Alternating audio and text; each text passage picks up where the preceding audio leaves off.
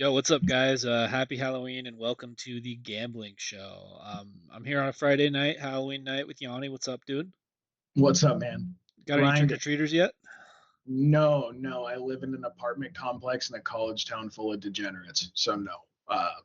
And it's Humboldt County. So I've had my door closed and my entire apartment reeks of weed. No Uh, weed for me. Just people getting roasted. I've never been in Humboldt for Halloween. It's kind of interesting. have you considered going to your downstairs neighbor and trick-or-treating and asking for a nug of weed, No, potentially? no, not anymore. Years ago, maybe, but no. I'm all grown up now. What about you? Are you going out in downtown Chico? Absolutely. Well, I mean, look at my costume. I'm not in costume. No, I'm not doing that. I got Sour Patch Kids in case I got any trick-or-treaters. I haven't gotten any in 3 years though, which means that I just get to eat them all, which is fun for me. I love Sour Patch Kids. Halloween in Chico, like when we were younger in there, was fucking awesome. Halloween in Chico used to be like that was maybe one of my two or three favorite nights of the whole year. Yeah, for like those of you who just watch the show, not from Chico, whatever, like the Chico Halloween, it's like a college town or whatever. And when you're a student there, like all the parties are happening. So you just see like mobs of like 40 or 50 college kids all walking together to whatever they're doing for that night. Usually involves drugs and alcohol. But Yeah. anyways, let's get into the week 8 recap. I'll start first. It was a good week for both of us. 4-1 combined. Not 4-1 combined, but each of us went 4-1, 8-2 combined, and we both missed on the same game. So the Bills minus 7.5. That was a consensus pick of ours. Against the Panthers in Carolina. The Carolina Panthers unbeaten streak at home ends. The Bills absolutely rout the Panthers. It's funny because one of the things we talked about is how the Panthers have a fake good defense, right? They were like top 10 in the league in yards allowed, and James Cook just dunked on them, rushed for like 220 yards, I think. Josh Allen only had to throw the ball 18 times. Like the passing game looked a little weird, but I don't think that there was any sort of resistance from the Panthers there. They just got boat raced. Minus 7.5 was a gift. And we took it and cashed out on that. Ravens minus 6.5. This is a fun conversation. So last week when I picked this game, it was all based on the idea that Lamar Jackson would be playing, and I said, if Lamar doesn't play, this is DOA. There's no way this comes home, right? Lamar on Friday, which is the day we recorded last week, practiced in full on the injury report, which basically means he's going to play, right? But come Saturday, after we've published the show and we've recorded the show, the Ravens reverse their Friday practice report, rule Lamar out, and we get Snoop Huntley against the Bears. So the line went from minus 6.5 where I bet it all the way down to Ravens -2. I thought, okay, well this is over, and it was tied in a parlay. So I was like, well, okay, that just completely tanked my week. Thanks a lot, Ravens. They've since been fined $100,000 for that snafu because gambling's a big deal now, right? Like that could have cost people a lot of money. But little did we know, Snoop Huntley and the Ravens would beat the Bears by 14 points. I feel like a lot of the things that I said about the game were very true. Caleb, I still don't think he's improved. I think it's kind of the same story from last year. He struggled. He threw a really bad interception. The Bears' offense looked weird. The Ravens did enough. Derrick Henry ran for 2 touchdowns, and it covered. I got extremely lucky. I love to come on here and I don't use it all the time, but sometimes I will right side you on things. This is the exact opposite. This was completely the wrong side of something, and I got completely lucky. Like if I knew Lamar wasn't playing, this would not have been on the board. The parlay doesn't hit. You know, you got to get a little lucky sometimes, and I did for sure. Niners plus 2.5. I'll leave that for Yanni because he's a writer for the 49ers Hub, and I'm sure he had a game recap he'd like to share with the fans. Bucks minus 4.5 against the Saints was the next one. This was like the Bucks covered pretty easily here. There were a couple things about this game that I didn't expect, right? One of which being Baker still looking off. I think the bye came at a perfect time for the Bucks, but their offense has really been struggling the last 2 weeks against the Lions and Saints, which are very gettable defenses and secondaries. But the Saints were bad enough on offense. They turned over the ball so much that it didn't really matter. I think the final score was like 21-6 or something like that. Spencer Rattler was benched midway through the third quarter for Tyler Shuck, who is now the skipper the rest of the way for the New Orleans Saints. So, I mean, The Bucks weren't as good as I thought they'd be, but -4.5 was way too short of a number. I feel like there was a lot of trends that got people to bet on that Saints side. I think that wagon in the sharps liking them is probably done. Then the Packers -3. This was me spitting in the face of the rah Tomlin spot, fading Aaron Rodgers, and as it turns out, 3 points is a very short number for a significantly better football team, and Tomlin Magic isn't worth like 7 points against the spread. Packers win by 10. They were actually trailing at halftime, which I was like, oh, okay, I'm going to get Tomlin here. But they came out in the second half, the Packers did, and scored every single drive they had. Aaron had some success passing the ball. He looked pretty good, but I feel like this Steelers defense is not the one that we're used to seeing. And if you're going to bet, just trend bet a rah Tomlin spot, you got to take account of the things that are different with the team, right? Is the players change. So it wasn't as big as like Yanni's Patriots moment the week prior, but it was still pretty big for me to get that green one on the Tomlin spot. So huge week for me. Go 4-1. That was my first 4-1 week of the season. First three-leg parlay hit of the season. So that comes home. The Bills single bet comes home. So basically, what happened is I went from almost $900 in the red, so like 9 units, to now I'm like at -265 in the red. So now we're down to 2.5 units. So that's like a 6.5 unit swing I just got last week, which is great. Like, unfortunately, I was so in the red that it didn't get me out of it. But a couple more weeks like this, we should be out of there. Season record climbs to 19-21. So just gonna keep just gonna stay the course here, and I think that I should end up on the right side of 500 in the green, and we'll see if I can catch Yanni. He's really pulling away though. Yeah, so Ted went over the Bills and the Panthers. For me, the Patriots at the no, it's Browns at the Patriots. I felt good about this call. I felt like the Browns defense does not travel as well. I knew everyone was fading the Patriots on trends. There were valid trends to follow. They had covered 3 road games in a row. That's pretty astonishing for them to then come out and cover a 5th game at home against a team that was the best defense they had faced. I think ultimately the Browns are throwing their season. That's kind of what Tomlin alluded to when he said, like, you don't just trade a quarterback like that to a divisional opponent when they traded Joe Flacco to the Bengals. He was kind of saying, like, they broke the code of openly tanking in the NFL in a way that I cannot think of seeing in my lifetime as a fan, right? And so to me, that's what you saw there was like a team that probably has aspirations to win their divisional title and make a run and host a playoff game this year. Like with the Patriots schedule, it is totally in the cards this year that they end up over the Bills for the divisional title, which is pretty remarkable. You saw kind of that drive of a team and another team that just sort of wants to be put out of their misery. So like that was not much of a sweat. I mean, actually, I guess for the first 40% of the game it was, but then they pulled away and easily put them away. For the 49ers Texans, yeah, man, I have to do the grading. I have to do the report card for every game. I do a betting preview for every game too. We actually went 4-1 on that, which was pretty cool. We were 7 Christian McCaffrey receiving yards away from going 5-0. But yeah, I don't want to say to me, so what my big report card was about that game was a lot of Bills came due at once for the 49ers. A lot of Bills came due at once. The missed draft picks over the years, so they don't have much depth. The really highly paid veteran studs who like either aren't playing up to their contract, like in the case of Trent Williams or Brandon Ayuk, who's not on the field now. He was injured, but before he wasn't playing up to his contract. Or just like they had so much money concentrated in these guys that when they went down, there is no depth on that roster. And then they lost 5 players during the game.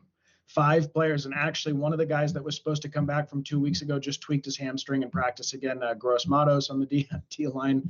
It is remarkable what's going on. And they had lost Huff the week before, so he wasn't out there. I've never seen anything like it. They're going to MetLife this week, but yeah, so that was the consequence.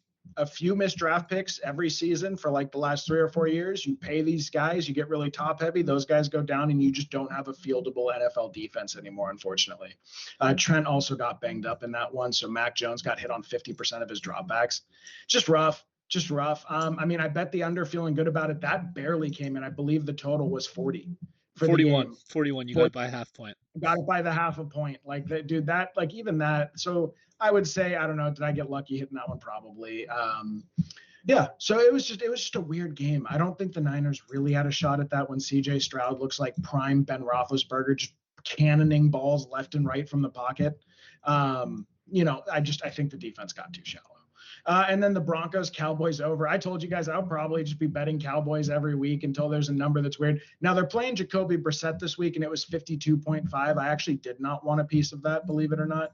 But they hit 68 points in this game against the Denver Broncos. Just ridiculous. They went over by 17 and a half points on a 50.5 over. So that's free money as far as I'm concerned. I will keep taking that. So yeah, it blew my same game parlay. I'm now 3-5 on those in the year, but I did get the parlay of the Patriots and the Bills wins, and then I did get my independent game of the Cowboys Broncos over.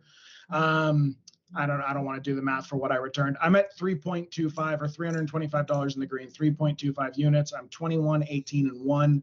Very proud to be digging our way out of our hole, both of us. I'm actually just proud of the program as a whole. I feel like we've done really good work in the last 2 weeks, but it only matters if we keep it going. Yep, absolutely. And just for the record, you were like the Panda Express value meal in profit, so you had like a little over 2.5 units in the Two green. and a half. Okay, so that was the math. Because I guess I spent 3 units. Yeah. Okay. I remember the Panda Express analogy. That's why I was like, oh, Oh, okay. dude, a nice family feast from Panda. Oh, Dude, I 30. will, dude, that, after the Niners game or whatever, going to that Panda Express in the parking lot. Boys, if you're Oh, Niners fans, and you go to oh, Levi Stadium, you gotta park at the In-N-Out parking lot. It's free parking, short little walk to the stadium. It's not too bad. And when the games are done, you have like 10 different places to eat to choose from. oh. It's the secret hack. Best Panda I've ever had after they drubbed the Seahawks. Yeah. No, that was the it was the Packers. It was after they Oh, barely escaped the Packers, like on that rainy day. And I remember we were sitting there, you're like, so what do you think of Brock Purdy? Are you not worried anymore? yeah. Oh, For a record, never a doubt on Brock Purdy. Love that dude. All right, week 9 picks. We have a lot of consensus this week. We have 3 overlapping games here. I'll start with my 5. I'm taking big underdog this week. The Falcons getting 5.5 points, going to New England to play the Patriots.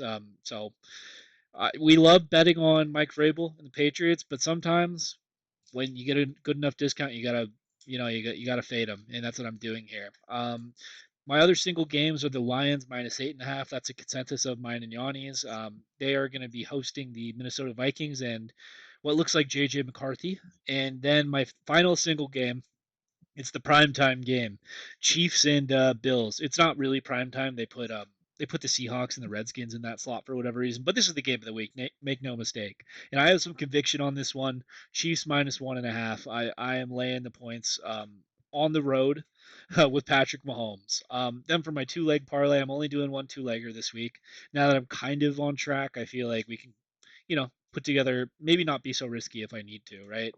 And my 2-leg parlay, this is also consensus of ours, is the Chargers -9.5 against the lowly Tennessee Titans. And the Jaguars, I'm going to jag off this week, -2.5 going to Vegas to play the Raiders. So how that all works out is if the 2-leg parlay hits, that returns $349.53. If the 3 single games hit, that returns $563.97.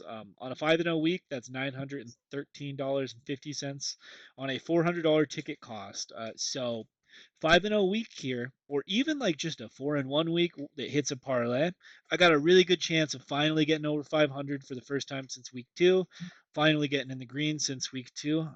It just, and I feel really good about these picks too. Yanni does obviously as well because he picked 3 of them. yeah. I actually, after I got the slides done and while I was typing up the primer, because I use their sometimes they have good information in there. I went to the Action News Network, and it turns out two of these are in their consensus 5 too for the week. So big week for big underdogs. I am a little bit concerned because the favorites are something like, it's like 28-5 the last 2 weeks. So like that feels, or not 28-5. It's like, 24-5. I don't know how many buys there were. It just feels, I'm a little bit worried that we see some regression on that, but I picked all favorites this week. In my first parlay, I'm putting the 2 big ones together just because those can get weird. Chargers -9.5 versus at the Titans, and then the Lions hosting the Vikings -8.5. That's my first parlay. Second parlay is going to be the Colts -3. going to the Steelers, the raw Tomlin spot. I'm trailing Ted on his fade of them last week. Hopefully it works out as well for me as it did for them, for him. And then I'm going to parlay that with the Seahawks -3 at the Skins. More to come on why I'm doing that later. And then my individual bet is actually, I told you guys, I actually like to leave. So I've just been developed. That's been my thing that's been working this year. It helped me dig out of the hole. It's putting me ahead in units. I'm just going to kind of keep until something changes. Maybe it starts going south. I'm going to keep doing two legs and then a standalone game that I feel the best about this week. And I actually feel the best about the Jags -2.5. That number feels really short, feels really contaminated by recency bias. So that is going to be my standalone game. Total parlay return 709.15. Other return, just the Jags game, 186.96. So I'm staking $300 like I have been most weeks this year for a total potential return of $896. I'm up $325, 21, 18, and 1. All right, time for the game breakdowns, and I'll let you take this one because I have the next one, and we'll just kind of figure it out from there. Okay, so we are consensus on the Lions, right? And so is the public, so is the money. 87% of every dollar bet has gone on the Lions against the spread. 87% of the total bets have gone on the Lions against the spread, and for good reason. The Lions are 5-2 this year against the spread. Their offensive rank is 8th. Their defensive rank is 8th. I forget the guy's name. I believe it's Will Shepard. Dan Campbell played with him back in the day. They were teammates on some level, and he actually went and picked him out and groomed him as a defensive coordinator and said, like, this guy knows ball. This guy's going to be my next DC. And like, to me, he looks better than Aaron Glenn. His defensive scheming has been really, really impressive to me. And just I'm shocked to see, with all their injuries this year, with what the Lions have historically been, to be the number 8. And this is not some like cupcake schedule that they've been playing. They have been going through a fucking gauntlet to this point. That was a really impressive ranking when I came across it. And on the other side, we have the Vikings. They are 3-4 against the spread this year. They are the 26th ranked offense, 14th ranked defense. Flores has kind of been doing his thing, but like Kevin O'Connell, man, I mean, he's had a broken shouldered Carson Wentz throwing for him. You're only going to get so far with that, but that is shocking to me. To see the Vikings as a 26 ranked offense. I took a few notes for this game because I just couldn't believe Dan Campbell is such a wagon at home. He has 68% win rating against the spread at home in his Lions tenure. He's now 7-3-1 in standalone regular season games against the spread. 7-3-1 in the regular season. They're 4-0 against the spread at home this season. So there are some like extremely strong trends that go with me and Ted here. And, you know, we don't like to be trend bet guys. We don't like to pretend like football is just a matter of odds and numbers. But in this case, like, I don't think it is. I think it's that Lions crowd has waited so long to have a good team. I have in our free Tendies fantasy league cluster, there are a ton of Lions fans in like a few of the leagues. And the stories these guys tell about going to the stadium, it is like a religious experience for these people in Michigan to go there. My uncle's wife is from Michigan. She has family that are season ticket holders, and it's to me, like, I think there's some sort of different level of emotion there. And then Dan Campbell, I think, perfectly harnesses that and puts it into his guys. And you see it in the running attack. The note that I had about their offense, so the Vikings are in the bottom quarter of the league in run yards allowed per game, and they're 23rd in rush EPA per play. So they're not an efficient rush offense on a per play basis, and they're one of the worst in just total yardage. They are going to have, dude, the fresh off the bye, Monty and Gibbs. Gibbs is coming off his best game of the season, one of the best games of his career. And like, dude, this rushing attack is beating the shit, and they beat the shit out of the Tampa Bay Buccaneers last week. I think this thing has the capacity to get out of hand quickly. On the other side of the ball, the Lions are 16th in yardage allowed per game, but they're in passing yardage allowed per game, but they're 6th in EPA per pass play. So they're 16th in passing yardage because teams have to air the ball out because they get behind so quickly. But in terms of their efficiency against the pass, they are the number 6 rated defense against the pass in the NFL. They are a devastatingly effective defense on a per play basis when you drop back to throw. And I think the Lions are going to have to do it a lot. They're going to do it a lot with the coming off of injury, J.J. McCarthy, a Justin Jefferson that really hasn't gotten going this year. Addison's been on fire, but who knows what his chemistry is like with J.J. McCarthy. We just don't know. That is a really tall task. They're also 3rd best in rush EPA per play. So the Lions, like, the reason their yardage is high is because they're scoring so quickly and forcing other teams to run a lot of plays, at least higher than their EPA. They're in 8th. But like on a per play basis, in terms of defensive efficiency, the Lions are incredibly efficient. It's just, there's no room to operate out there with them. And it's really been something I've been watching all year and really impressed with. Like we saw the Lamar game where the Ravens sort of really took an ass beating there. Um, yeah, so we have one good quarter of JJ McCarthy. This is a hell of a spot to make your basically second full start. You know, it's your third start, but second full start of your career. I do think there's a path to victory here, or at least a path to covering the spread for the Vikings, and that's going to be: are they willing to do what Joe Flacco and the Bengals have done with Jamar Chase, where like you just go out and you tell JJ McCarthy should be better on the play action and the rollouts than Wentz. That was something he was good at in college, was getting on the move and getting the ball out. Like, do they feed Justin Jefferson 15 targets here? I would if I were them. I think you kind of have to do that at this point in the year to at least get JJ slinging the pill and getting used to it. I don't think Mason and Aaron Jones are going to be able to have room to operate here, right? So to me, it's just really a matter of do they give Justin Jefferson a ungodly amount of work this week? That's what I would do if I were them. Will they be able to? Will they do it? It remains to be seen. Yeah, I mean, it's interesting because I landed at the same spot as you, right? I was not confident enough to put it in the parlay though. I have some worries, but there are a lot of good things about this spot for the Lions. I think Jared Goff is 4-0 covering against Brian Flores. They're going to be at home, like you had mentioned, right? Where Goff has been historically and just by the numbers way better. Like his throwing metrics are better. Like everything is better for Jared Goff in a dome, right? The Vikings they have had a bunch of injury on their defense, like that fella Van Ginkel. The like one with the hair like Clay Matthews. He hasn't been in there all year. I think like that's probably a pretty big deal in terms of like them being able to stop the run, right? So I don't know. I'm not as bullish on the Lions as you. I don't think they're the best team in the NFC. But what I do think is that Dan Campbell does not care about the score, right? He will run up the score, and I think that's indicative of his against the spread record, right? The Lions don't really have an off button, so I feel like the onus is kind of on the Vikings here to be able to keep up. That Lions defense that you're talking about, right? They've had really good success. Their EPA is really good. What they do is they play a lot of man coverage. So, in theory, if you have physical freaks out there like Justin Jefferson, Jordan Addison, that's a pretty good matchup. I think that's how Yeah. you beat that's how you beat man-to-man coverage is you just have a guy that's so much better Yeah. than you. And that's what they are.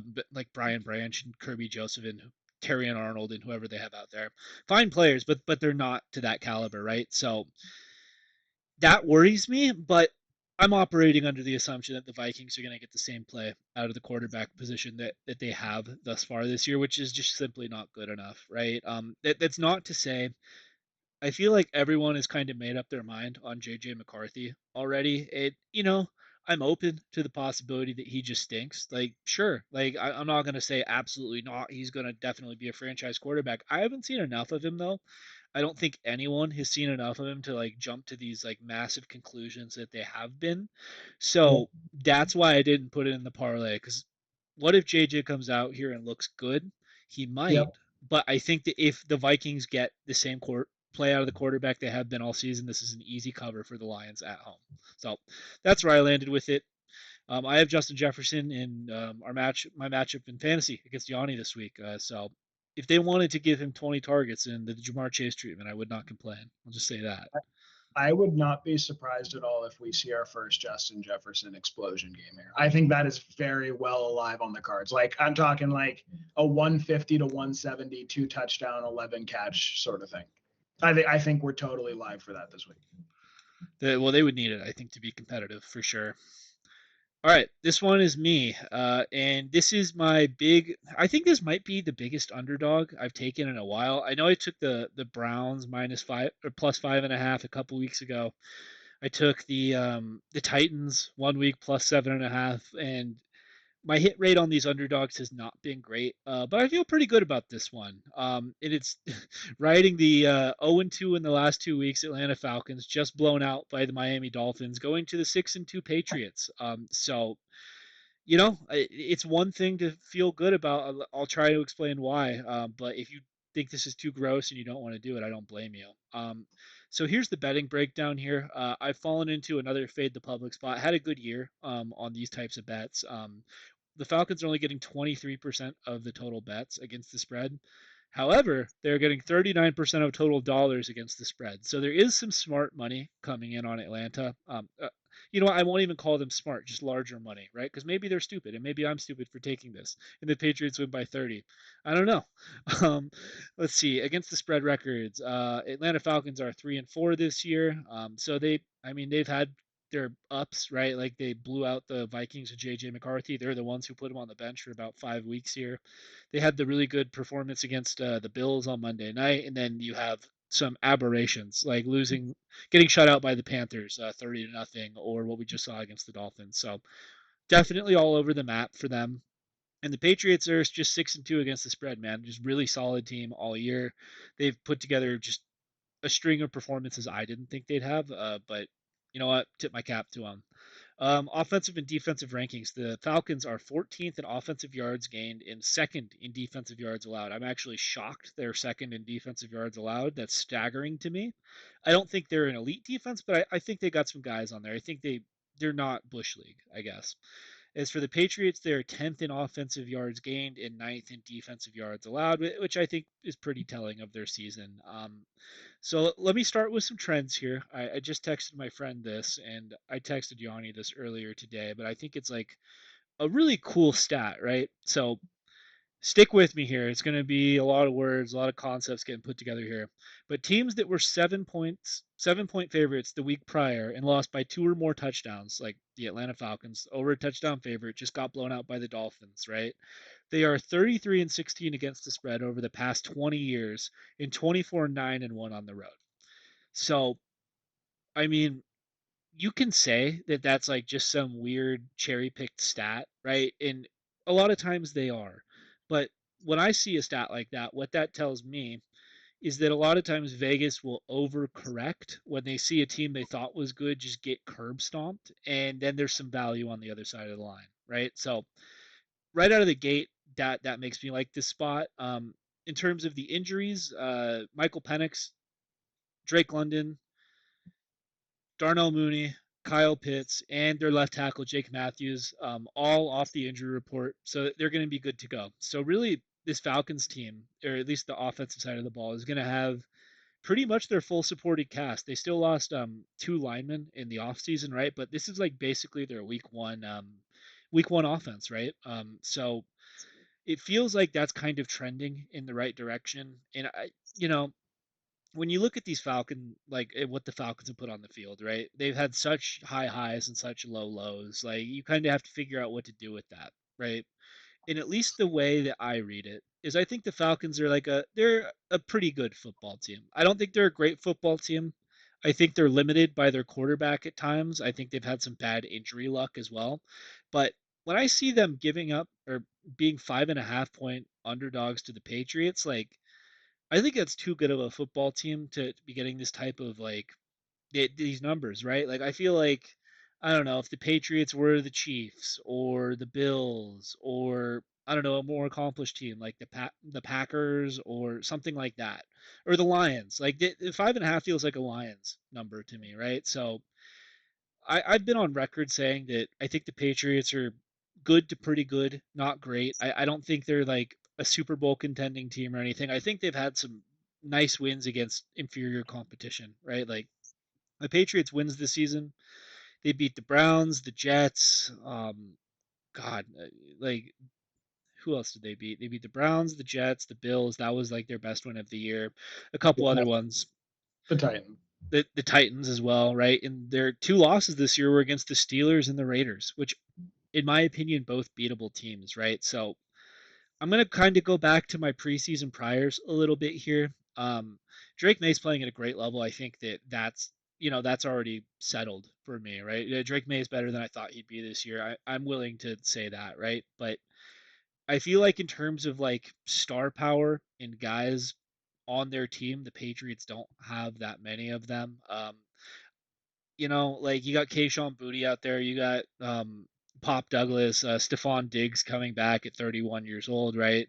You have Christian Gonzalez on the defense, but for the most part, there's not that many other guys out there. So I'm just trying to catch the value here, really, with this Atlanta team. I think that we get especially when you get embarrassed like they did last week against the Dolphins, who they just made an ass of themselves on Thursday night as well, right? This is a get right spot for that. Not even a get right spot, but like a show some pride in what you're doing spot for Atlanta here. I don't think they'll be able to catch the Bucks for the NFC South, but the feeling in the locker room has to be like that they're still live to do that, right? I'm not like betting a Falcons outright win here, but I think this should be close. I think it could be an overtime Patriots win by 3 game. It just feels like I got a lot of flex here. The back door is absolutely open to me. I really like the spot for Drake London and Bijan Robinson. I know this Patriots defense has been playing well, but they're really good players. I don't think they're going to have another dud week here. So little vibes based, but I feel like I got a value here. Falcons plus 5.5. What do you think, man?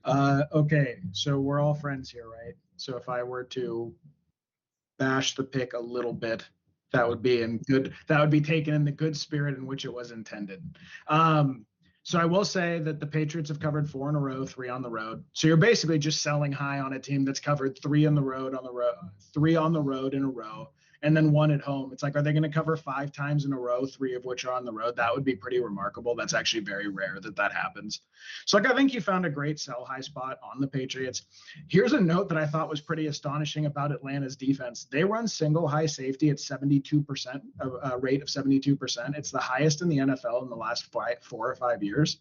May versus single high safety this year is first in passing yards, first in completions over expectation, first in adjusted completion rate, second in yards per attempt, and first in scramble production. There is like quite literally in the entire NFL not a single matchup that's better for Drake May in the league, period.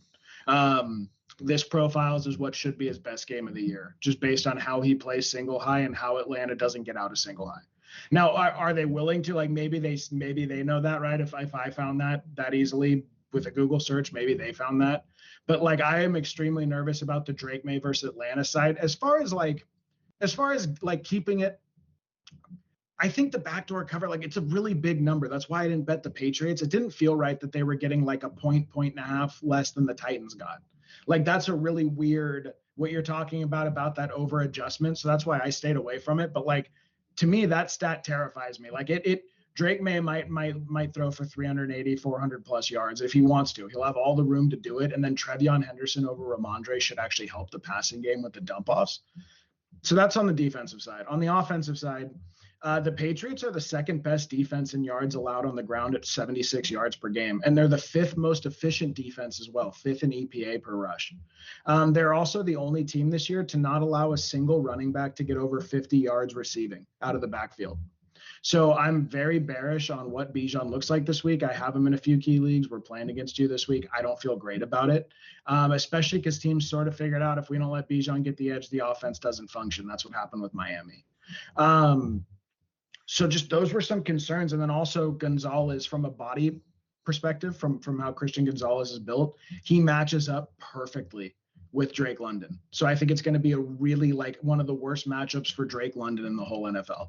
Now he has Mooney and Pitts that are going to get loose, but like, to me, nightmare matchup for Bijan, nightmare matchup for London, and then perfect matchup for the Patriots offense, probably the best one they'll see all year with what I consider the best possible offense they could be fielding right now, which is with Trevion at running back. I would not touch this game with a 10-foot pole. So just thought I'd throw it out there. That's how I evaluated the game when I got into it. If you had seen preseason, like the Falcons were going to be 5.5 point dogs to the Patriots at any point, would you have ever believed that? Yes, that's what it is. To me, the number's bad. That's why I didn't bet. So I said all that, right? I wouldn't have bet the Patriots either, because like, I think that they're getting a point and a half less. They're getting a point and a half better spread than the Titans got. Well, So it's like, all I'm really saying is they're the surprise. The Patriots are the surprise of the league to me, man. Like they're playing way beyond what I thought they would be. Right? That's all I was saying. Like, yeah, yeah, it's crazy because like I feel like the Falcons had a lot of like lovers in the offseason, right? They opened up favorites over the Bucks week 1. yeah, So. yeah. We'll see. We'll see. I don't. Again, I don't hate it. I just, we'll see. I mean, I'm probably stepping in this one. This one would be like the Action News Network will be making fun of me for this pick. We'll see how I do here. I'm taking the Colts -3 at the Steelers. I'm going against the winningest head coach in NFL history when he is an underdog at home, Mike Tomlin. The public is agreeing with me, although I don't know what that's really worth in this case. 74% of total bets against the spread have gone on the Colts. 71% of every dollar bet on the spread has gone against the Colts, so maybe a little bit of big money lean to the Steelers, just a hair. The Colts this year against the spread are 6-2. The Steelers against the spread are 3-4. And then this was a big part of why I'm betting this. The Colts are the number one rated offense in the NFL after the Cowboys stumbled a little bit last week. They are the 24th rated defense, however.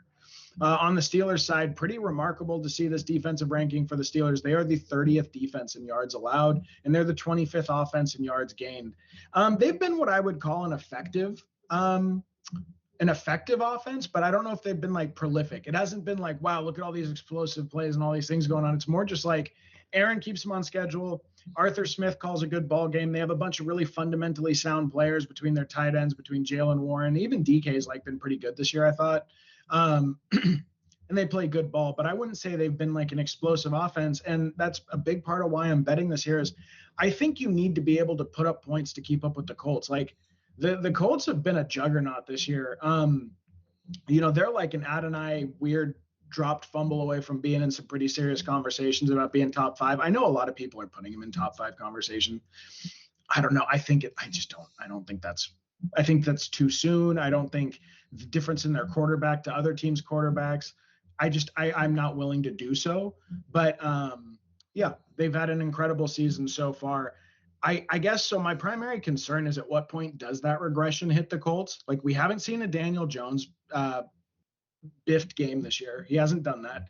And Jonathan Taylor's been running the shit out of the ball. I know the Steelers field can get a little slippery sometimes. Maybe that impacts the run game. I don't know. They're playing outdoors. Just playing outdoors slowed down Danny Dimes a little bit. The Colts play a lot of man coverage and a lot of single high safety, and like Josh Downs and Pittman, Warren, like these guys should be able to feast here. I felt like 3 was a lot of respect to show to Mike Tomlin. And this number had moved down and down. So like the Steelers had been getting money in on them all week. So the sharp money thinks I'm wrong here. And historically, this is the worst single bet you could make against any head coach in the NFL. But like Ted did it last week, right? I don't think this is your Steelers of yesteryear. I mean, I've heard Ted talk about it for 2 years now, and I agree with him, but it's been a bigger point for him about like the Steelers live and die off of that impact defense where they were making like plays, the equivalent of a 70-yard touchdown pass on offense. They were doing that on defense, and it used to be like once a week. Like you would get a sack fumble in the end zone from TJ Watt, or you would get some just crazy Minka interception. And like games really swung on that. And I don't think, to me, this defense looks like a shell of itself, and it's costing the most money of any team in the league. And then while again, I think Aaron and the Steelers will move the ball here, they'll have plenty of room to operate here. I actually think it'll be a pretty high scoring game. Like I would much prefer the over in this one. I think the over does hit here. I thought about it a little bit. I know Ted had said he had too. I don't think, I think the Colts are at that point where I don't think they're one of the best teams in the NFL, but I think if you're going to beat them, you probably need to be close to one of the best teams in the NFL. So like I'm looking at them losing to top 10 and 12 teams from here on out. I don't think they're going to lose to these middle of the road teams that like a proficient and a competent potential playoff contender, not a Super Bowl contender, but a playoff contender. Like I think they're totally live, right? They're going to make the playoffs. Almost certainly they're going to win their division. I think they're totally live to win a playoff game. Maybe they're live to go pull off an upset against one of the big guys. Like they're that caliber of team to me where like, I'm not going to say it's implausible that they upset one of the big 4 in the AFC, but I don't think they will. But because I have them sort of in that tier, I think they will beat the dog shit out of inconsistent teams that have had issues this year with like opponents like the Jets. Yeah, to me, that's a pretty comfortable, like, I don't think the Steelers beat the Patriots if they didn't have 3 or 4 turnovers in that game. I just don't think the Steelers team is the kind of team that's going to drop big name teams. They just lost to Joe Flacco and the Bengals last week. I'm expecting the Colts to blow them out pretty soundly here. Yeah, well, I mean, if I had to pick a side, I would pick the Colts, right? I'm not betting, in no world am I betting the Steelers +3 in this scenario, but the reason I was off this game is the Colts secondary without Charvarius Ward really concerns me. They allowed over 400 yards to Justin Herbert in the game that they played. Yeah. Who'd they play? Cam Ward passed for 260 against them, right? It looks like they're just injured in that back end and they weren't that talented to begin with. And the Steelers on the other side, I feel like the part of their defense that is just straight up not working is them trying to man up with like Jalen Ramsey and Joey Porter Jr. Those guys are just not doing a good enough job, right? So I still kind of view the Steelers as a turnover team. Like in Dimes, it freaks me out just being outside, right? Like most of Dimes' games, all of his games this year have either been in a dome or in Miami. Was the other one where that might as well be a dome. Look at like Tua's splits, there and elsewhere, right? So I was like, okay, like I feel like Aaron is going to have success throwing the football here. Guys like DK and the tight ends or whatever, right? I think the Steelers are putting up points. And I was like, Yeah. okay, I lean the Colts winning in this game, right? But what happens if the Steelers offense is humming and then Dimes throws like a bad interception or whatever, right? And we saw a couple of those against the Cardinals. He had like this weird game against the Cardinals when they almost lost that one. So I was like, yeah, like I it does worry me. But Pittman's kind of like a slower like wide receiver, right? So I feel like Joey Porter and Jalen Ramsey could probably stick on him a little bit better. But I'd be looking for the Colts like for is Downs out? I think Downs is out, right? Or even if he's not, like a guy like Alec Pierce, like those faster guys, those little quick guys, I think those would be the ones to maybe break off a long play here. And then Jonathan Taylor is just so transcendent, right? I think that what we're gonna see from Pittsburgh coming out here is I think they're gonna roll out the game plan they had last year against the Eagles. Do you remember that one where they stuffed Saquon? Like they actually pretty much stuffed him and kind of asked Jalen Hurts to beat them. He did ultimately, right? But I feel like the Steelers are gonna come into this game and make Dimes beat them. I think he Yeah. does. If I had to bet it, I would bet the Colts, but that's like it's a lot of faith to be putting in Dimes, man. So, It's 3 points of faith. It's 3 points. well, I'm not that's the putting. thing, right? That the number is like pretty solid for you too. Like if it was Colts minus 2.5, I'd play the Colts. But Yeah. at that number, I was like, okay. Like it was just that I liked the other ones a little bit better. But I think you got a good one here. Hopefully we can dunk on the raw Tomlin spot again. And just for the record, the Action News guys, Simon still wanted to bet the Steelers, and no, sorry, I got it backwards. Chad still wanted to bet the Steelers, and Simon said no. I lean the Colts. So there's even some fracturing going on the raw Tomlin spot amongst the sharps too. It might be dead, boys. We might have finally won the debate. All right, next one. This is our second consensus of the week. We're taking the Chargers minus 9.5, going to Tennessee to play the Titans. We're laying 9.5 points with a Chargers team that is like severely banged up. They're missing their top two running backs. They're missing their left tackle. Joe Alt is playing there now, but Rashawn Slater went down preseason, right? And we've seen some bad performances from the Chargers, but I was fine laying an aggressively large number here against what I deem to be a dumpster fire in the Tennessee Titans, and that's such a bummer for me because I was really rooting for Cam Ward. I was really rooting for this Titans team to look better, but they're on their interim coach now. It feels like this thing is toast. The betting breakdown here: 88% of total bets against the spread are on the Chargers, and 84% of the dollars bet are on the Chargers. So massive public consensus. There's a little tiny bit of whale money coming in on Tennessee here, but I'm sure it's guys who just haven't bet Tennessee against the spread yet. Season records against the spread: the Chargers are 4-4 this year. Tale of two halves, really. They opened up really strong at the beginning of the year, struggled the last couple weeks, but they just had the good win against the Vikings, so they're at 500. And the Titans are 2-6, which, for the record, already matches their win total against the spread all of last year, where they were 2-14. Sorry, 2-15. The Chargers' offensive and defensive rankings, they are fourth in offensive yards gained and seventh in defensive yards allowed. I feel like the offensive yards, that makes sense to me. The defensive yards is a little surprising, but you're looking at the whole season, I guess that checks out. And then for the Titans, they are 32nd in offensive yards gained. They average about a touchdown a game, one of Yanni's favorite stats to mention. And they are 26th in defensive yards allowed, which is also not good. And I mean, let's start with the injury report for the Tennessee Titans, right? You already have a team that only has one win on the year, and it was the luckiest win I've ever seen against the Cardinals. But they're entering this game with L'Jarius Sneed, their corner one that they paid a bag to get from the Chiefs on IR. Jeffrey Simmons, their defensive tackle, best defensive player on the team, is out. So those are by far your two best players on your defense, going up against a Chargers offense that's starting to hit its stride. Kamani Vidal has had a bunch of really, really nice games filling in for Omari and Hampton. Two times over 100 yards. It feels like the Chargers are finally establishing that rushing attack.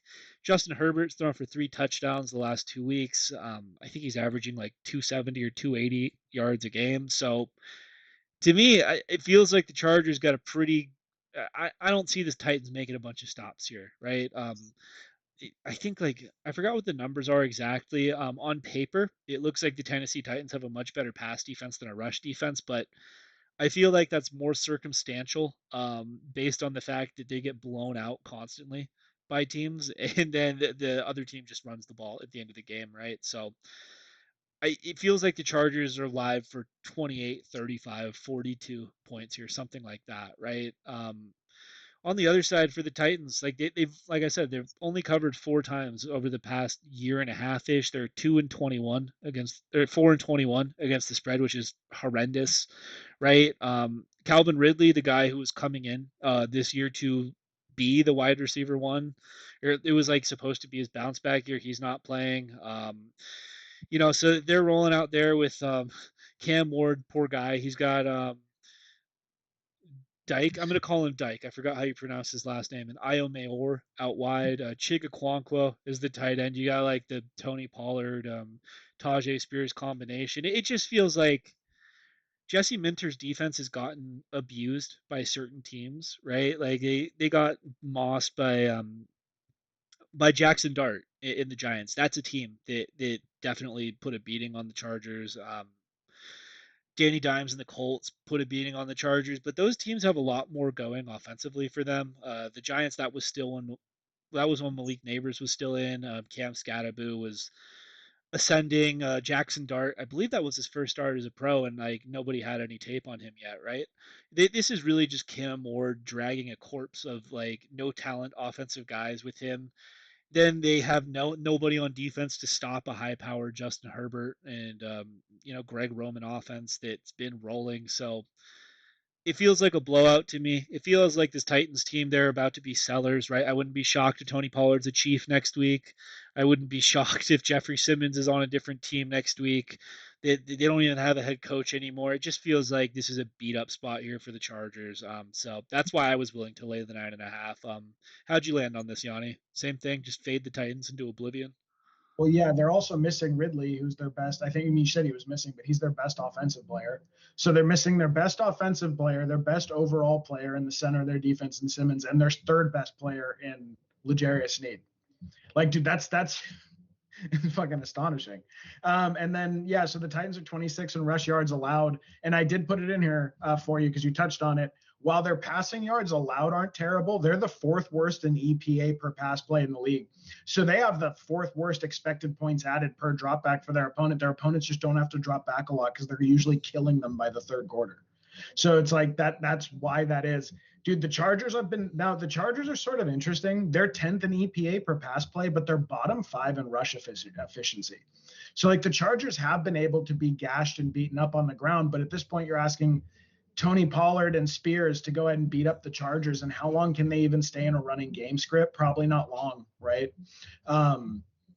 Yeah, that's it. To me, it's like this is one team that has rolled over. If you were to ask the Chargers players, would you rather just hit a button and be at the end of the season? I think all of them, but Cam Ward. Cam Ward is probably appreciating getting NFL experience, getting the reps he needs, getting out there. I would guess the rest of these guys would rather just call it a day, man. And to me, they're like playing like a team that is just begging these people every week to put us out of our misery. And the Chargers are, as injured as they are, they probably still are live to win the AFC West. They're probably live to host a playoff game or two. Like Jim Harbaugh's teams do not have an ounce of quitting them. Yeah, I think this thing could get bad. And then obviously just my guy that I had rostered all over last year and it didn't go anywhere, but I still love the kid is Kamani Vidal. It does make me happy, even though it's probably going to fuck me for fantasy this year with my Omarion Hampton shares. It does make me happy to see him popping. I love Kamani Vidal. Like just as a player, he's a little guy. He's like a little Energizer bunny. Really fun to watch play football. I think Kamani Vidal goes nuts here. I think this is a like, oh God. Yeah, I think they're about to drop a hammer on him. Yeah, it feels like this is one where the Chargers get up pretty big, and then Jim Harbaugh and Greg Roman can go to a heavy game script in the second half, like we saw them do against the Vikings. Right? It feels like they just get up quick, nurse a lead, and then the Titans are more than willing to just call it a day. Yeah, they're like, sweet, it's only 17. Just leave it there. We're good. Yeah. Yep. Okay, I wish I had more formal notes about this game when I was trying to get into it. This is like very vibes based for me. I'll let Ted say where he's at with it. But the Jaguars -2.5 going to the Raiders. I know the Raiders have apparently been a really big pick with the sharp guys this week. The return of Brock Bowers is a really big deal in my opinion. He's like one of the 10 or 20 best players in the whole NFL. He broke records as a rookie, but is that enough to overcome the Jaguars, who have actually been a pretty fundamentally sound football team in most phases of the game at this point in the season? I don't know. Coming off a bye, too. We'll see. 74% of total bets placed against the spread have gone on the Jags. 63% of total dollars bet have gone against the Jags. So that reflects that sharp lean a little bit. You're seeing an 11% discrepancy on the Raiders side between the number of bets and where the money's going. It means some bigger bettors are in on the Raiders this week. Like Ted pointed out, are the bigger bettors always sharper? No, but I would say like more often than not, like if you're betting, $10 or $20,000 on an obscure NFL game on a Sunday afternoon or Sunday morning, like you're probably pretty hardcore, I would guess, but we don't know that for sure. Jags against the spread this year, 4-3. The Raiders are 2-5 against the spread. And look, the Jags have fallen off a little bit the last couple of weeks, particularly defensively. They have an offensive rank of 15th in yards gained, a defensive rank of 21st in yards allowed. And then the Raiders, the 30th offensive unit in the NFL, the 17th defensive unit, which was actually surprising to me. I guess because Pete Carroll probably knows what he's doing, right? They haven't like rolled over and just taken it on the defensive side of the ball. We got the news this week. I know everyone was kind of excited about what would Travis Hunter be coming out of the post-bye rookie bump. They had said he was going to be their wide receiver one, and they were going to get him all this usage. I don't know. We'll never know. If you didn't like Travis Hunter before, you're going to say that he played two ways, got injured, and he was never going to be anything. If you were a huge Travis Hunter fan, you will claim for the entire summer he was this close to being the Chris Godwin level league winner that you drafted in the 6th round. We just don't know. Okay, but it will affect both sides of the ball. This was a weird one I found. Teams with a win record under 40%. So this pertains to the Raiders. I think this was actually from Action News Network, if I recall. Teams with a win record under 40% coming off of a blowout are 96, 68-4 against the spread. They're 4-1 this year. So you do have that's a pretty sizable lean. That's like a 60% lean there as far as teams that get blown out with the record the Raiders have the next week. So like Ted was saying, Vegas tends to drastically misprice a team when that occurs.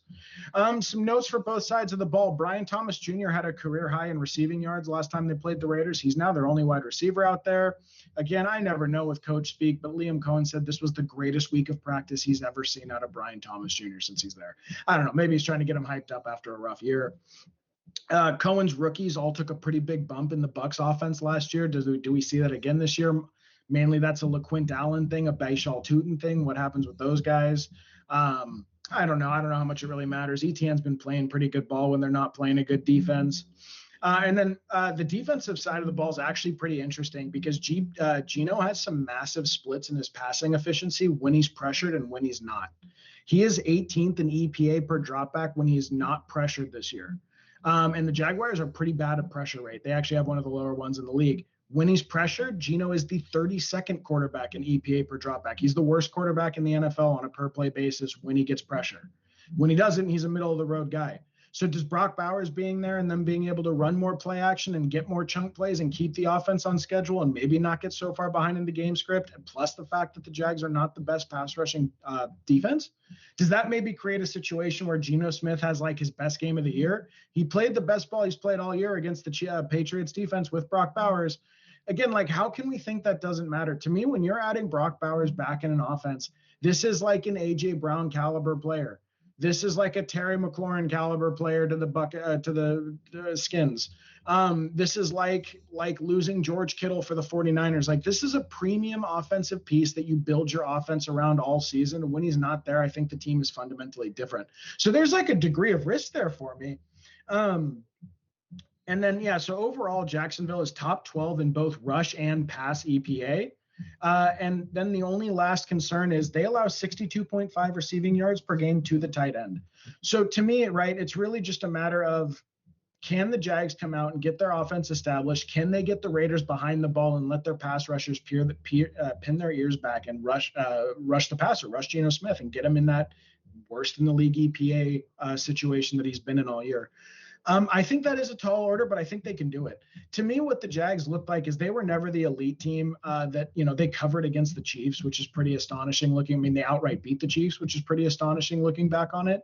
They beat the 49ers, which is pretty astonishing looking back on it. And Ted was steadfast. I said they were playing good ball because I did think they were playing good ball. But Ted just never took the cheese. Ted said, "I will continue to fade these Jaguars from week 1 to week 17. I don't care." Which maybe that turns out to be correct. To me, it's more just like Cohen is a competent head coach. I believe that based on what we've seen. He made some meaningful improvements to the roster. They got some alignment. They added some guys. Their rookie class looks pretty good. And then his scheme seems to be effective. Trevor Lawrence is playing some of the better, not the best, but some of the better football I've seen him play. He does still have the turnover issue, but and then the run game. The run game, until the last 3 weeks where they went through a murderer's row of rushing defenses, which they did. They had an incredibly difficult schedule the last 3 weeks, and then the running game really took a hit. But before that, the running game was going gangbusters. They were second in the league in yards before contact per rush attempt. They were one of the most efficient teams on a per rush basis in the league. Their running backs out of the backfield as receivers were doing really well. So to me, I think we're going to see them roll here. 2.5. The Raiders looked like one of the worst teams I've ever seen play, like against the Chiefs. And I know they get blown out and they come out and they have a stand tall game and those things turn around and maybe this number's too much factoring that in and the Jaguars have their own concerns. The Raiders looked like one of the worst football teams I've ever seen, ever. Period, against the Chiefs. It was hilariously unwatchable football. I was a Rashi Rice. I roster Rashi Rice in 75% of my paid leagues right now, and I couldn't watch it. It was miserable. So yeah, I don't think that's a real football team. I don't think it's an NFL football team. I'm not thrilled that Max Crosby's been confirmed in. That doesn't help our cause too much. Jacoby Myers, I believe he's on the trade block. He's either not going to play this week or he's sparsely going to play because they don't want to get him injured before he moves. I don't know, man. I feel really good about this bet. This wasn't a second thought for me. I don't really care if there's some sharp guys that are really adamant about the Raiders online. I don't see it. I just don't. Well, I mean, nothing disgusts me more than giving points away with Trevor Lawrence as the quarterback, right? I find that to be offensive. But I'll be very transparent here. This is just a numbers play for me.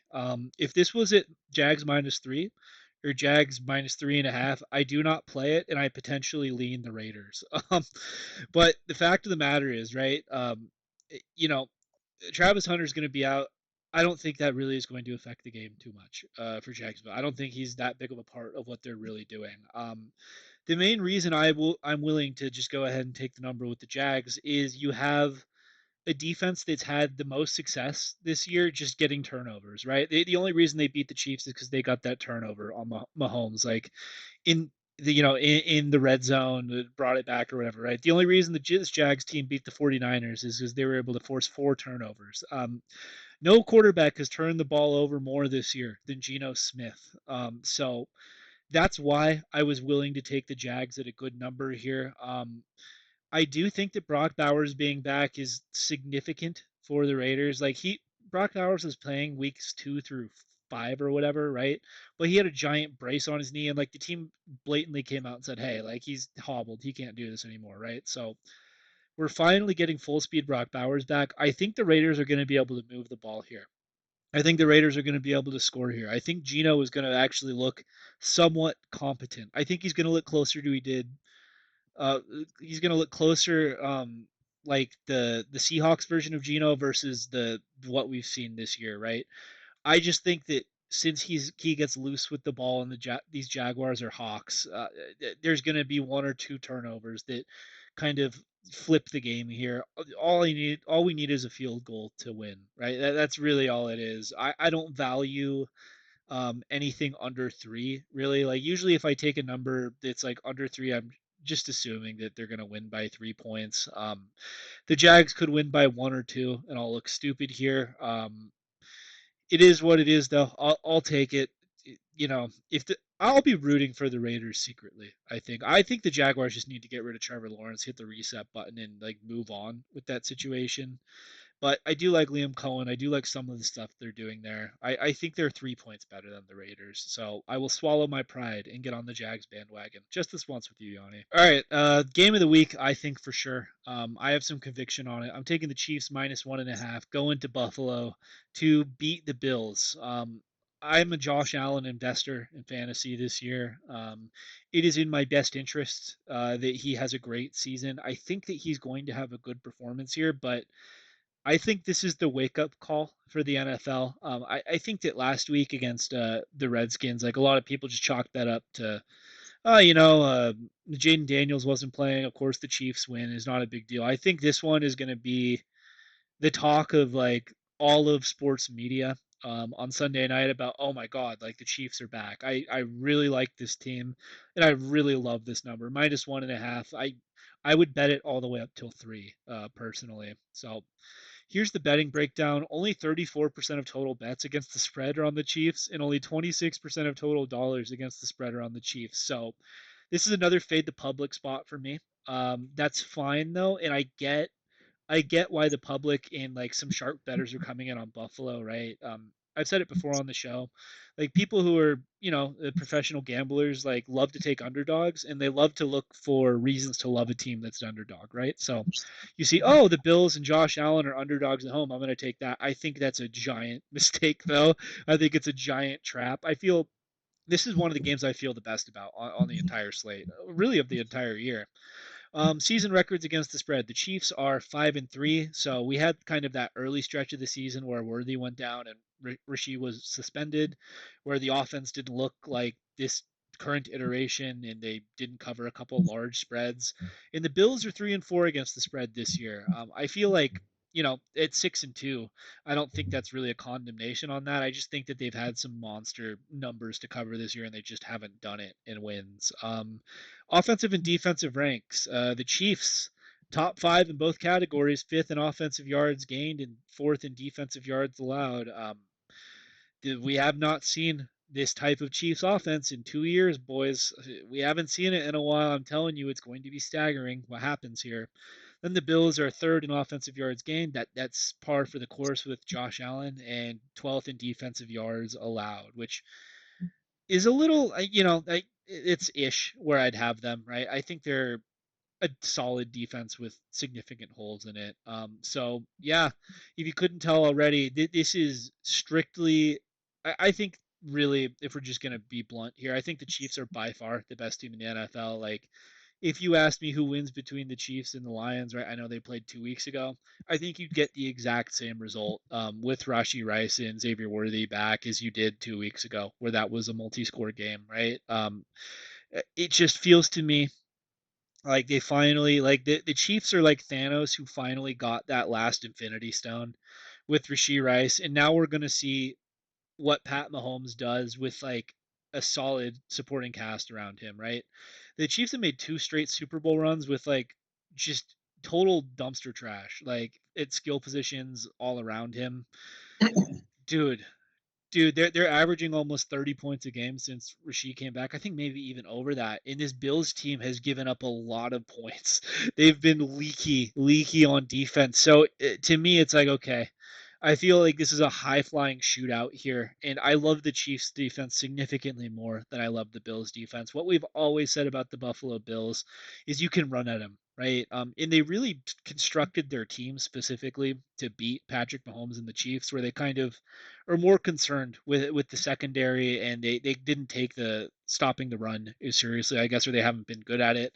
The Bills are also going to be missing Ed Oliver in this game, so it could be a nice spot for Kareem Hunt here. I guess I don't know. It feels to me like the Chiefs are such a Mahomes team. Everyone knows what they are, and teams can't stop him, right? Like look at what Drake London did against this Buffalo Bills defense, like 140 yards before the half. I don't know, man. I love the spot for Rashee Rice here. I think Travis Kelsey, he still like is obviously missing a step or two from the prime Travis Kelsey we knew, but he, as long as he catches the ball, he looks good after the catch, right? So it just feels to me like this is a game that's going to come down to who is able to get the stops when needed, right? I saw last week the Bills receivers were having a hard time getting open against the Carolina Panthers. Granted, they have J.C. Horn, who's like a decent player, right? But it feels to me like if the Bills seriously want to be within a field goal of the Chiefs, or they want to give the Chiefs a real run for their money, I think they need to trade for a skill position player. I think a guy like Rashid Shaheed or Calvin Ridley, one of those big names, I think is what the Bills should be looking at. Again, when you fade the Bills, you always run the risk of getting Josh Allen, which he will do that.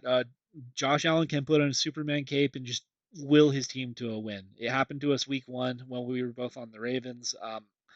But I'm not going to handicap a generational performance in here. I'm going to bet on what I see. And what I see is the evil empire coming for the NFL. Nick Wright is going to be sitting on his couch, clapping like a seal, like a dumb, happy idiot, watching this. He sees our Niners just getting crippled and his Chiefs blowing out the Bills in a huge spot here. I love this game. I love the spot. I'm really honestly surprised that Yanni was not on this because I feel like he understands what's coming too. So what do you think, man? Why didn't this one make your five? I'm really shocked we didn't have four consensus this week.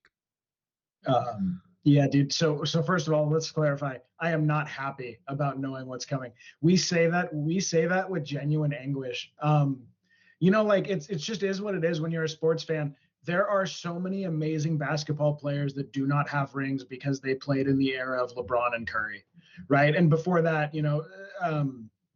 they're just there are so many golfers that don't have titles because of Tiger Woods. There are so many, you can go on and on. And in the NFL, there were a lot of quarterbacks that never won Super Bowls because Tom Brady played. And now there are a lot of excellent runs of franchises that did not end in Super Bowls because Patrick Mahomes exists. And that's just what it is, right? When you have someone that is that level of greatness, they are going to leave a destruction, just a wake of destruction and pain behind them as they go. And the Niners, I would say Patrick Mahomes has made the biggest name, obviously, in two Super Bowls. Like the Niners wins are the biggest, the centerpiece of Mahomes' legacy. So it killed. When we say that that's what we think is happening, it is only because that is 100% what we see what's going on. It is not following trends or hype. It's just the unfortunate reality of the situation as Niners fans. Why didn't I go along with you on this one? Well, first of all, I've lost 2 or 3 bets involving the Chiefs this year, and I've lost one involving the Bills. I just feel like I don't have a good read on these teams. That's really mostly what it is. Like when you lose 2 or 3 on the Chiefs, like, so what have I lost this year? Like 18 picks or something like that? Like 15% of my losses this year have involved Chiefs games. So it's just like clearly there's something going on there where I'm not understanding them well enough to consistently bet on them. I also don't like the fact that I think the Bills' backs are really against the wall here. Like really against the wall. I think this is do or die for the Buffalo Bills. Coming out of the bye, it looks like they're much more willing to use James Cook, which is how I think their offense should run. But the Chiefs have been so good against running backs. I don't think that necessarily matters. I do think you're right that it's a big Kareem Hunt game. I think absolutely. There's actually some figures for that I found that thinking about our fantasy matchup, I went, oh shit. Their defense has been horrific without Ed Oliver. Their EPA per play goes off a cliff when he's not in there. The Bills have actually only allowed 180 receiving yards per game. I don't think that holds against Mahomes with Rice with what they're doing. But even then, the Bills allow 3.2 yards after contact per rush attempt. 3.2 yards after contact per rush attempt. They do not wrap up. And then this one that was astounding from MGM Bet, they are allowing a 100% conversion rate on run plays on 3rd and short. 100% on 3rd and less than a yard or a yard. Anytime the other team has run, it is converted for a touchdown or a first down this year. So it's really bad, man. Some general trends about how they have played each other. Allen is 4-1 against Mahomes in the regular season, but Mahomes is 5-4 overall. Josh is 46-14 at home in his career. But his play's been sort of shaky the last couple of weeks. It seems like turnover Josh is maybe coming back. Maybe he's trying to play hero ball a little bit because his receivers aren't doing anything. Totally agree. They need another receiver. And then the other thing I noticed that was really interesting is the line has been bouncing left and right and left and right and left and right all week, which means there's big bets coming in on both sides of the game. So like the pros and the sharps don't know what to do with this one either. I think the Chiefs cover it. I haven't had a good read on the Chiefs.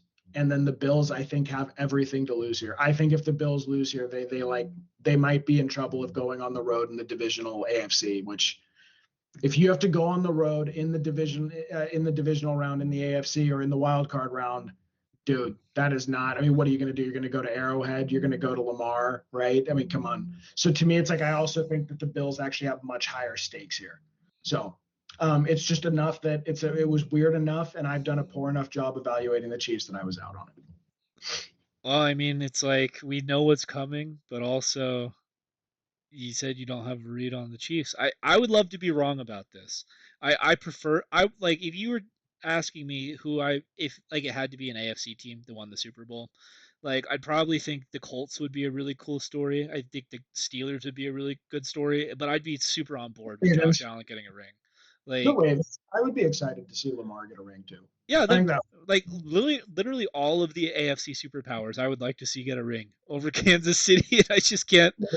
Can I point you back to that trend I brought up though? Do you remember that you and I would have discussions like 2 or 3 years ago, actually the year that the Chiefs beat the Niners, when we would talk about like, I swear to God, Mahomes looks bored during some of these games. It looks like they're doing what the Warriors used to do with the Durant dynasty, where they would coast through the regular season, then turn it on in the postseason. I don't know if that's really what they were doing. That's what it looked like to me.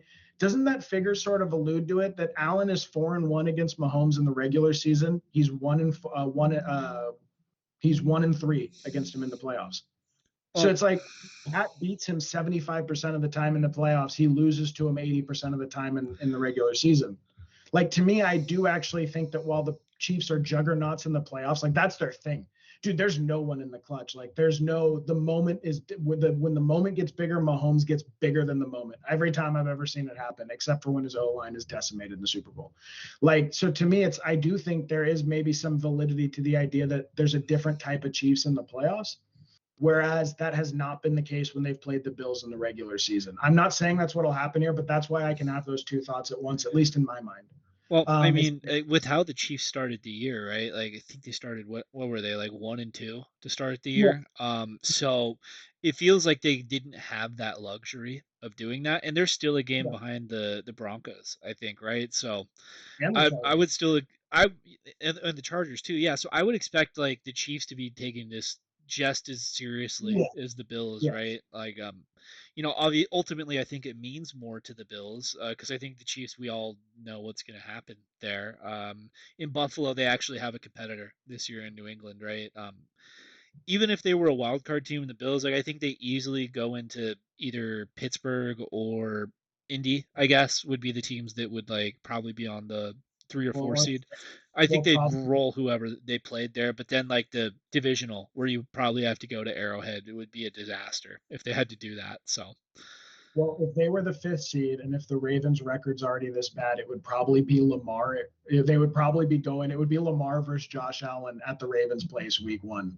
Crazy, crazy. If the Patriots hold on to that division. Okay, so I am doing some risky business here. This is a weird bet. Like, I don't know why I was so excited when I saw this thing, because like I was looking back and I go, oh God, I'm going to take Sam Darnold as a favorite on the road. I'm going to bet against Jaden Daniels at home.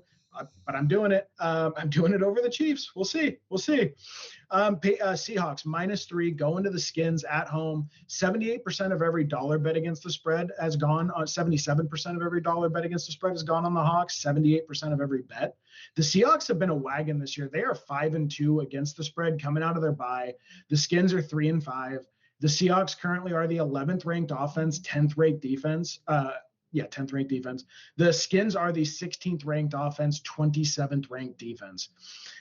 We could start there. I mean, I'm just going to say right off the bat, this is a trap game. This is like the trappiest of trap games. They want you so badly to bet the Hawks on the road with Sam Darnold. Sam Darnold has actually been a remarkably competent competitor off the bye. This is also from Action News Network. Darnold off a bye is averaging 27.5 points per game in his career. So he's a cerebral quarterback. He averages almost 28 a game coming out of a bye. That extra week of prep time, I think, really matters for someone like Sam that plays very much with his head and gets in his head sometimes when he's doing, like, you can tell when he gets flustered. Like, he tends to come out of these byes and really light the team up the next week. The Commanders are bottom 5 in pass yards allowed. Bottom 5 in pass yards allowed, and then they're the 24th least efficient against the pass, 24th in pass EPA. The offense just went for this offense with the Seahawks just went for 316 yards and 4.7 yards per play against a historically great Texans defense. The Texans defense this year is a historical outlier in the last 2 decades of the NFL. They went for 316, 4.7 a play. Now, they did generate a lot of turnovers, which helped them with short fields, getting ahead, getting better game scripts, being able to maintain the run. They were kind of on easy mode against the Texans because of C.J. Stroud's showing against their offense, but still almost 5 yards of play against that's those savages out there. That is, to me, I think that is noteworthy. I just got a trade offer for Jalen Hurts for Kyle Monangai and Pittman. Do you need Hurts? I'd do it if you needed him. I have Caleb and Purdy. Yeah, I'd do it. Yeah, I think I gotta do that now. Okay. Sorry, that totally threw me off. That's good. I need a that league is pretty stacked. That is a Quinshon Judkins CMC roster with Rashee Rice, Cortland Sutton, and Ted McMillan through the flex, and Tucker Kraft at tight end. That is a good roster if I had Jalen Hurts to that. That's exciting. Okay. And then for the defense, can Jaden with a bad knee and bad hammy take on a vaunted Hawks D without Terry McLaurin? I'm skeptical. Even though the Seahawks are typically more vulnerable through the air against the ground, how much does that matter here without Terry? To me, this is also more a stat of how much they rush, but I did think it was interesting. Jaden Daniels only has 4 career passing touchdowns against zone coverage. But I think that's more like a stat about how much he'll tuck it and run in the end zone and how much they'll run it in the end zone or red zone, more so than like he can't read zone coverage in the red zone, but it is interesting. And then the Seahawks curb stomped the rush this year. They are second best in EPA per plate allowed per rush play. So they get in there, they beat you up on the ground. Like, I don't think this game's going to be competitive. I really don't. And I understand respecting Jaden. Jaden had one of the great rookie seasons we've ever seen in the history of the NFL, period. I just don't. Without Terry, Debo looks like he is kind of doing that thing where he's tailing off a little bit. Now, he did pick up an injury. I'm not sure.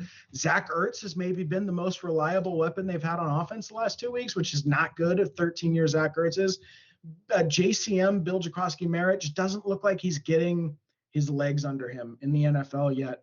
And it's just, to me, dude, we are getting in tall task territory. So I'm sorry, I might have to actually answer this right away. Hurts and Nico Collins and Tootin for Kyle, Pittman, Higgins, and Henderson. So Monangai, Pittman, Higgins, and Henderson for Hurts, Nico Collins, and Tootin. I don't know. I'm doing that. It's Death Taxes and Yanni trading into more Nico Collins. Okay, well, God, I'm sorry. That's so exciting. That's such a lot to think about, especially because Monangai is just like a random like waiver wire fodder I've held on to this year, and the trade won't process till after this week, so I'll get to hold him for the week. Okay. So I'm sorry to derail this show, guy. I get really excited with fantasy trades. It lights my little stupid brain up, my little dopamine thirsty brain that just wants. I always think of it like I'm carrying a little ember of happiness around, and it needs to last me like up to a week sometimes. So like when I get a little fire lit, I like to cup my hands around it and keep it for like a rainy day. And that's what happens when I have like a fantasy trade go down. I get all excited for a minute. And now I need to preserve that for maybe a week. We'll see. But I'm curious, like, what is my path to failure here? And I'm sure Ted will have a good answer to this. Is the path to failure just that Jaden's that good? He's at home. Their backs are against the wall. Like, their season's looking at getting totally off the rails at this point. Is it just a feeling of like, in your mind, I think this thing really goes south here and and I'm not going down that road? I mean, your path to failure to me is Jaden Daniels doing the stuff he did last year, right? Where he dragged guys that were not as good as the opposing team all the way to the NFC Championship, and dumb Sam Darnold turnovers, which he showed near the end of last year, and he turned the ball over 4 times against. He didn't turn it over, but the Seahawks turned the ball over 4 times against the Texans before the bye. So I feel like those are your paths to not covering the number. I think you got a good number at 3, right? All the Seahawks really have to do is win by a field goal. If it goes to overtime, you should be fine. Like if the Seahawks win, so I would lean the Seahawks. It's just I have too much. I'm too scared of Jaden Daniels, man. That guy, it like even against the Bears where they lost that game, right? Like Jaden still really like was dragging nothing with him to the finish line. We've seen him do it all of last year. I think Terry missing is a pretty big deal. The Seahawks are going to be missing Julian Love in the secondary, but that's it. Witherspoon will be out there, and Reek Woolen will be out there.